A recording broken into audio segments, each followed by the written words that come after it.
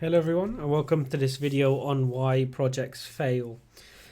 So there is a remarkably high failure rate for projects. So what we're going to do is examine exactly how common project failure actually is, trying to dig deep in the available research from both the literature as well as from professional bodies and professional publications.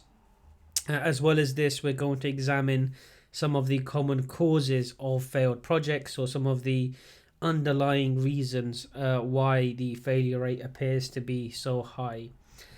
So if we start with the first question of how common project failure actually is, we do actually find that there is a remarkably high failure rate. It is quite difficult to understate, it's quite difficult to overstate or exaggerate just how many projects really do end in some sort of failure. So if we start with the 2017 report from the PMI on project failure amongst IT projects, which are a very common type of project and is really are found across all industries, we find that although the top line figure appears to be relatively low, so we have about 14% of projects that are rated as outright failures who have failed on either all or most of their project objectives.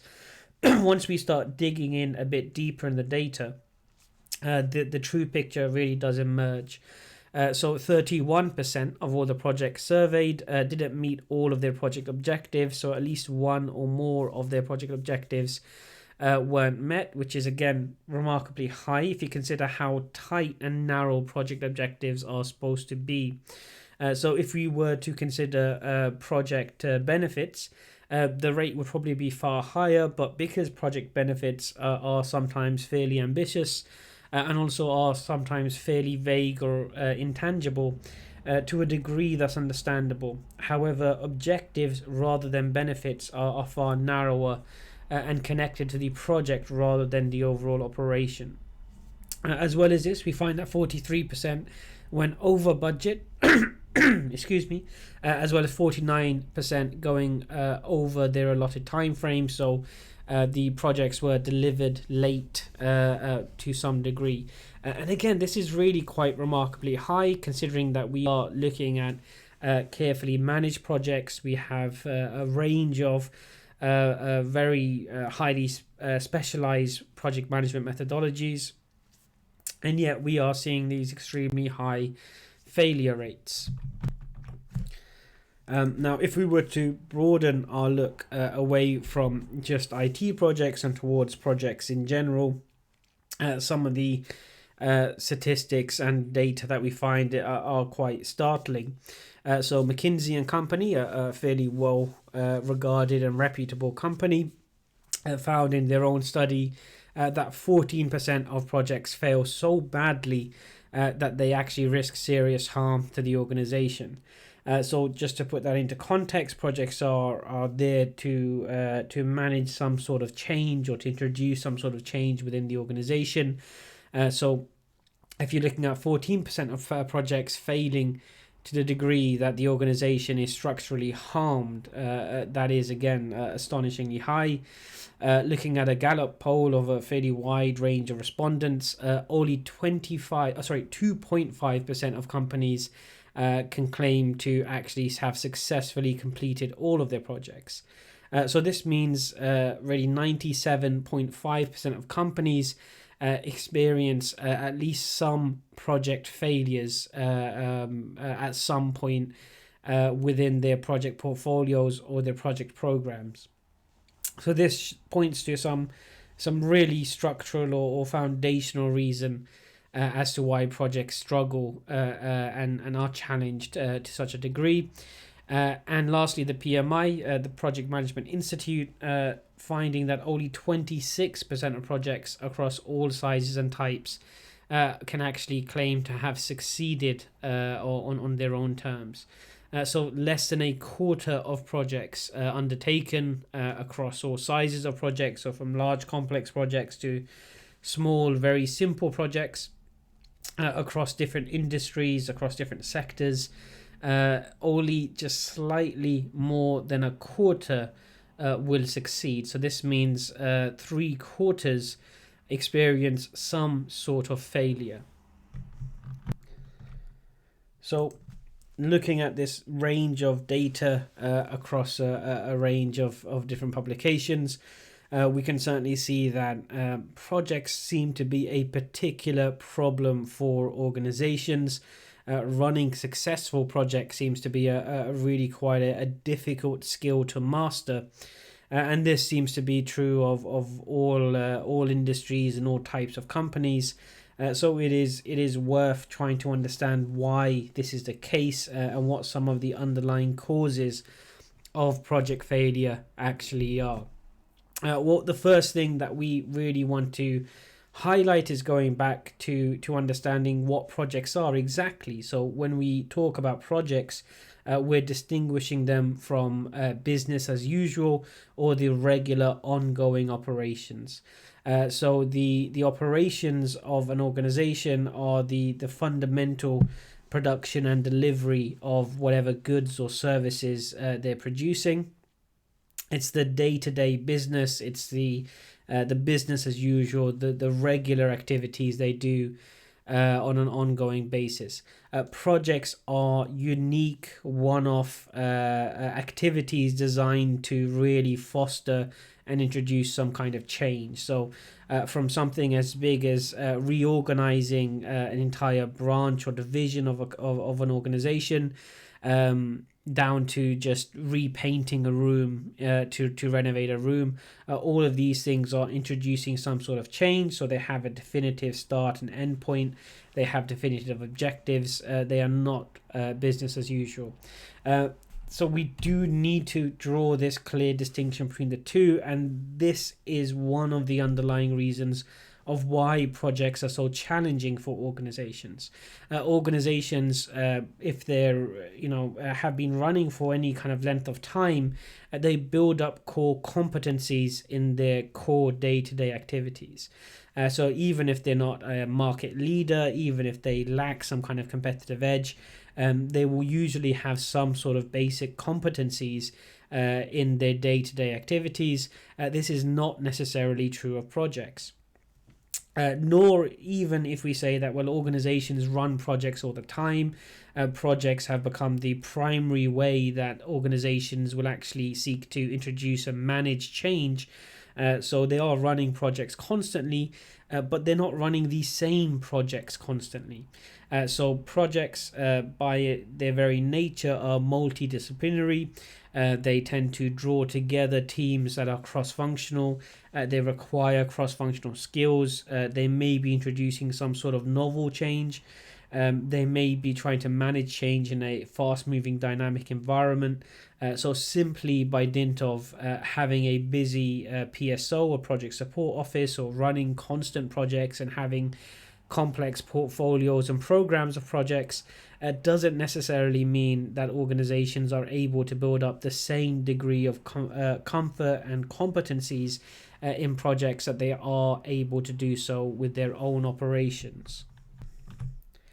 So that may be an underlying reason as to why projects do fail so often, but we also want to take a more systematic look for the reasons behind project failure. Now, instead of running through a list of commonly cited reasons, and you'll be able to just look this topic up online or search for it in Google, and you'll find a ton of individual lists of poor planning, failure to account for costs, a whole range of lists. What we want to do instead is to try and be systematic about this, and we are going to use a seminal article from the Harvard Business Review to really break this down into structural categories. So what we have then, if we try to really approach this in an organized way, are three major underlying causes for project failure. So we have white space risk, execution risk, and then integration risk, each of them representing a different risk at different parts of the project lifecycle. So if we were to relate this back to our 4Ds, the 4-stage model of a project lifecycle, white space risk would be closely associated with the first two stages, so the define and design stage. The define stage, we work to define exactly what our project is aiming to do, and then the design stage where we undertake the majority of our project planning. The execution risk would be strongly associated with the third stage, the do stage, where we actually carry out the work involved in the actual project itself rather than the project management activities. And then lastly, the integration risk would be closely associated with the fourth stage, the develop stage, where we seek to close out the project, develop our lessons learned reports, measure the benefits, and then hand over to the operations teams that are involved. So if we start with white space risk and look at exactly what white space risk actually is, well, this is the risk that's associated with having either incomplete information or having some sort of missing or absent planning activities. So it's something which is absent in the definition or the design stage, which then leads to a cascading series of failures, which ends up in a failed project. So if we take these one by one, we start with one of the more common types of white space risk, and that's an incomplete work breakdown structure. So if you remember, the WBS is used to both define the scope of a project, so to very cleanly and clearly list what is involved in a project and what is not involved in a project. So any work which is going to be done in the project should be listed in the work breakdown structure, whereas anything not in the work breakdown structure is not part of the project and should not be done. It's a very useful way of defining the scope of the actual activities. It's a useful way of identifying what needs to be done. However, if you have items missing from the work breakdown structure, well, that will lead to a cascading series of failures. And that can be the case for a number of reasons. So not having the required decomposition of the deliverables, which is a method that we actually create the work breakdown structure, which will lead to an improper identification of activities in the activity list, which would then lead to improper scheduling, and which can cause a huge series of failures and problems. So an example of this can be a focus on the deliverable mechanics and ignoring some of the associated requirements. So let's say if you have a work breakdown structure for constructing a new facility or a new room, and it requires some sort of license, but you're laser focused on actually the physical deconstruction of the deliverable. So your work breakdown structure is overly concerned with things like getting the physical materials, identifying plastering or painting the walls, or fitting the electrical wires, and you're not considering things which should be part of that decomposition. Things like the licenses that are needed to run the facility. Then you're going to end up with an incomplete work breakdown structure, which means that you'll end up with a facility that may be physically complete but cannot be used, and therefore you will actually fail to achieve your project objectives. So for that reason, it is a common white space risk that the WBS is not fully considered, is not comprehensive.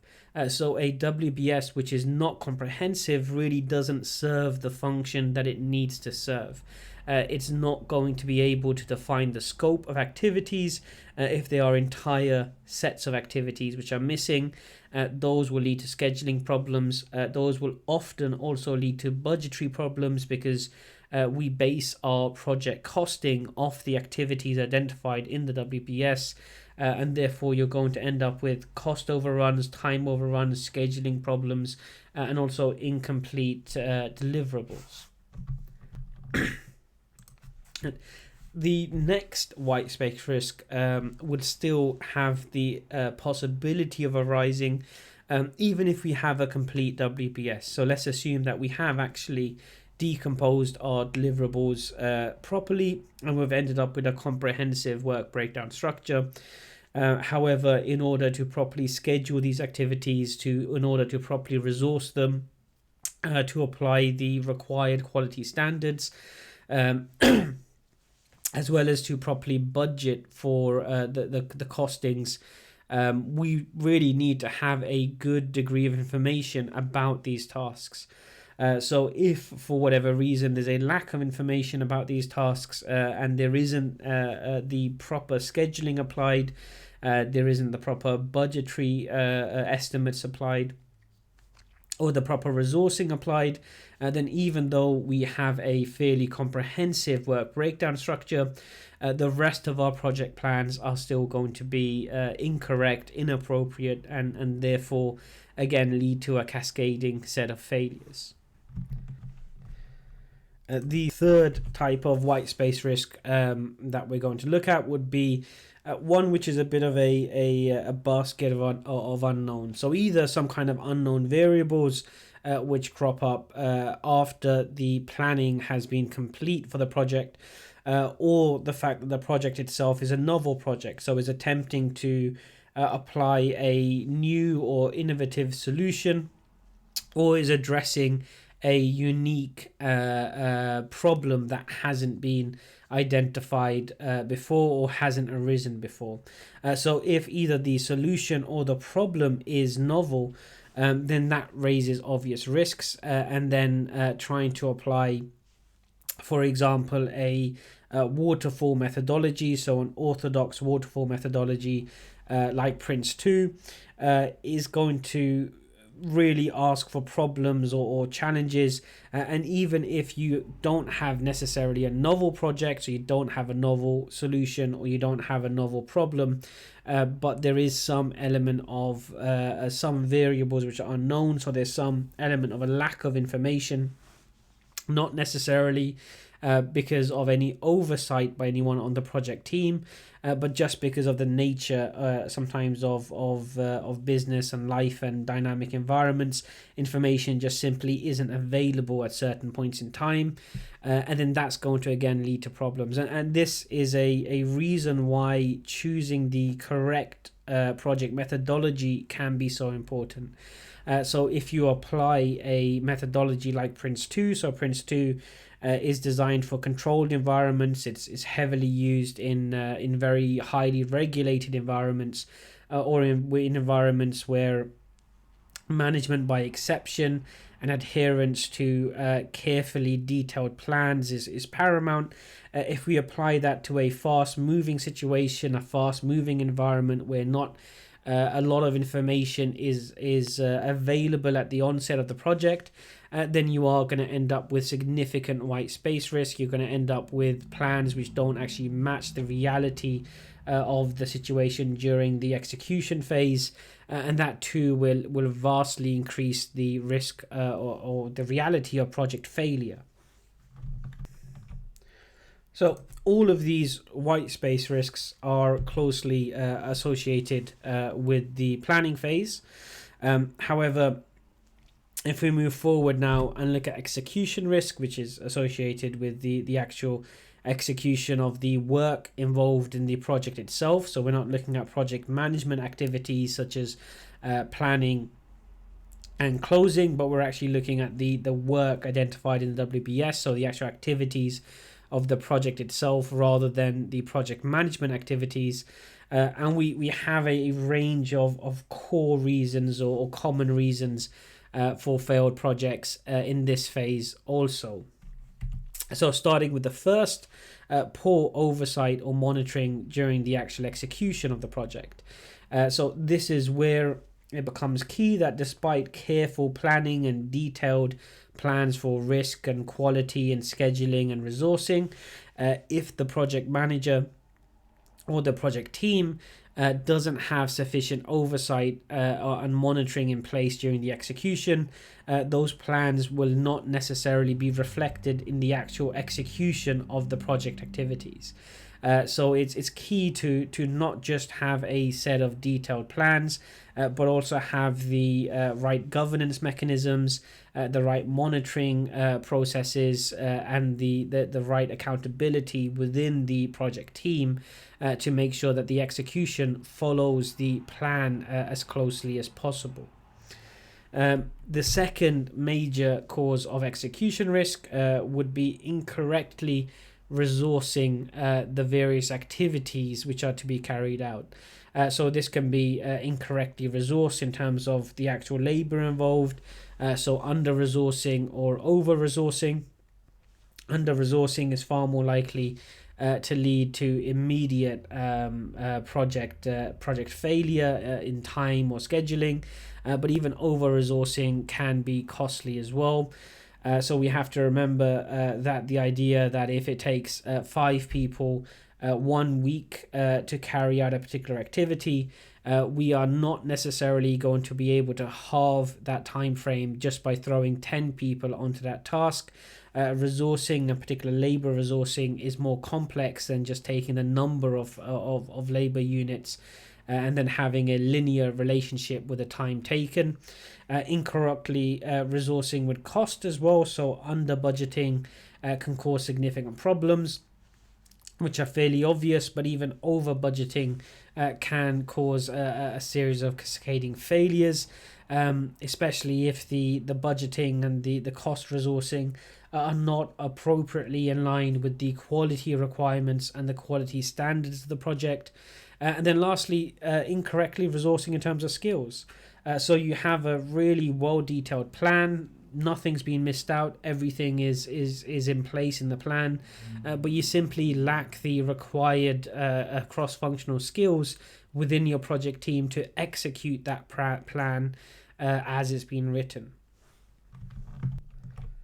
And the last of our 3 causes of execution risk will be inappropriate timescales resulting in schedule slippage.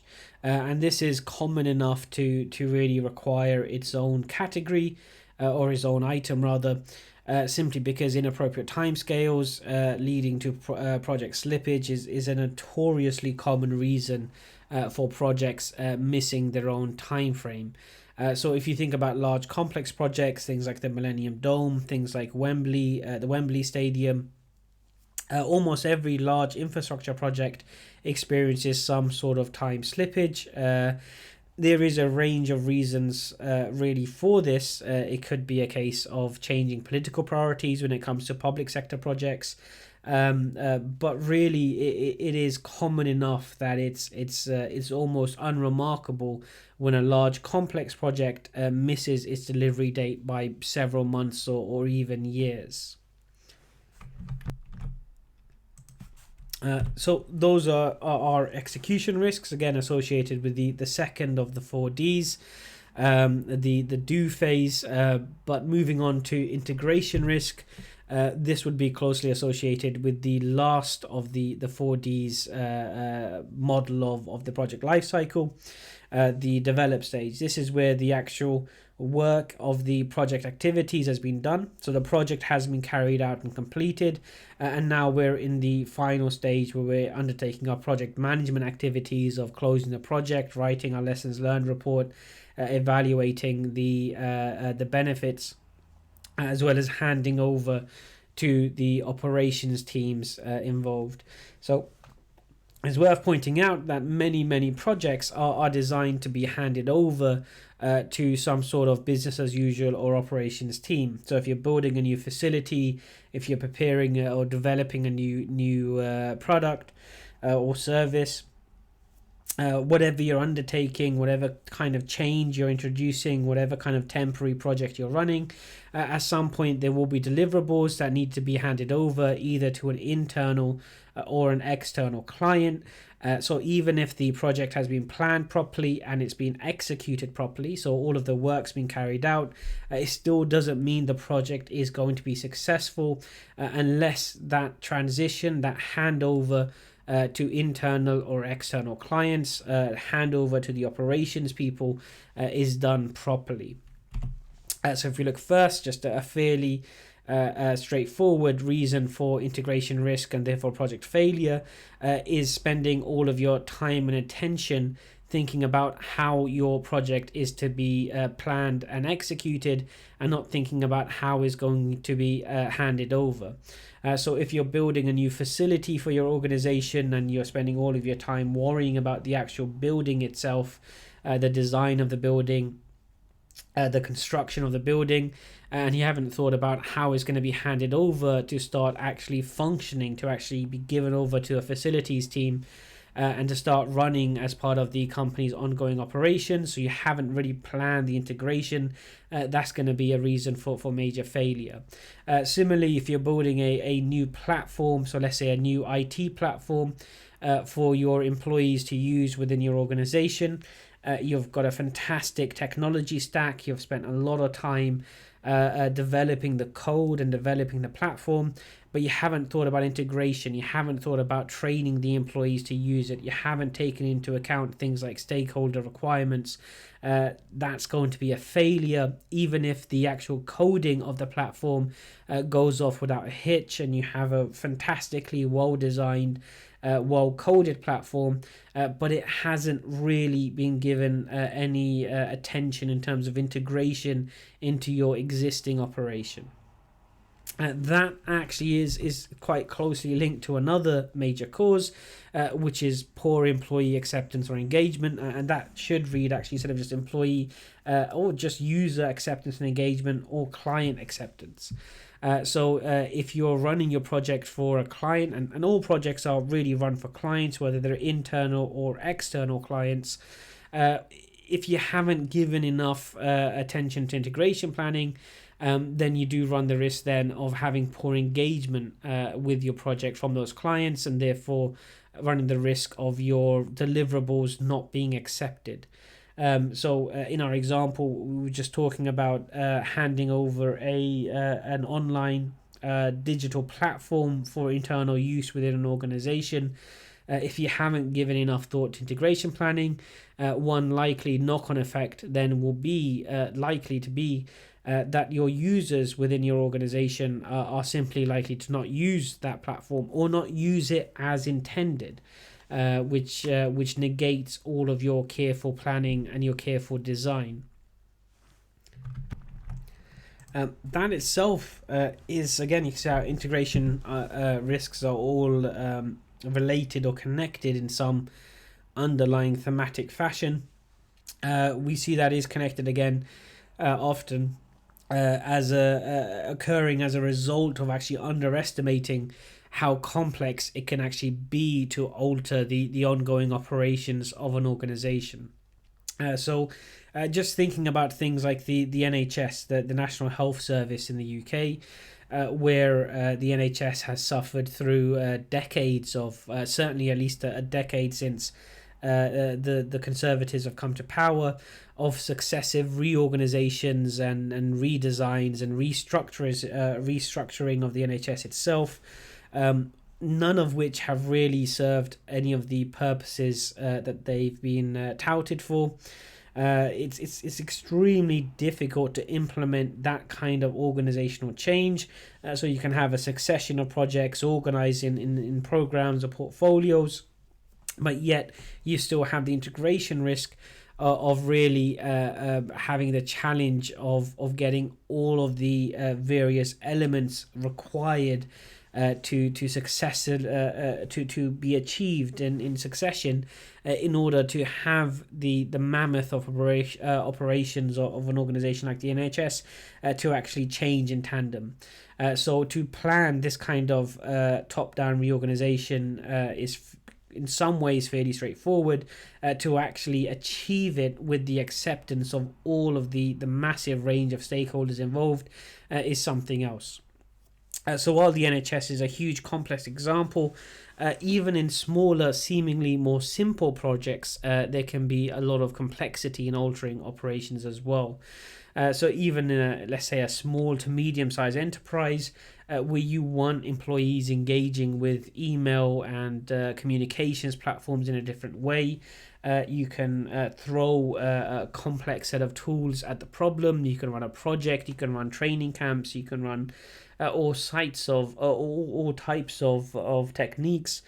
But the complexity is really down to the fact that a communications plan and a communications map of your small to medium enterprise doesn't really capture the complexity of what's happening in the operation, doesn't really capture the complexity of the multitudes of both authorized and unauthorized ways that people communicate, that people develop workflows, and therefore your project itself has this significant integration risk, that it by relying on abstractions, by relying on symbolic maps of project, of symbolic maps of operational reality, that the actual complexity of what's being attempted has been missed or underestimated, and therefore the resulting project runs a risk of significant integration failure, even if the conception and the planning and the execution of the project are all largely without fault. Right, so hopefully that's helped in kind of bringing to light and kind of exploring some of the major reasons why projects fail, certainly in the way of trying to examine them from a structural standpoint. But it is worth saying that projects failing is not necessarily the result of mistakes. It very much can be the result of these systemic flaws in the way that we understand projects, certainly for certain types of projects, as well as the kind of appropriateness of the kind of project management tools and techniques that we bring to bear on these problems.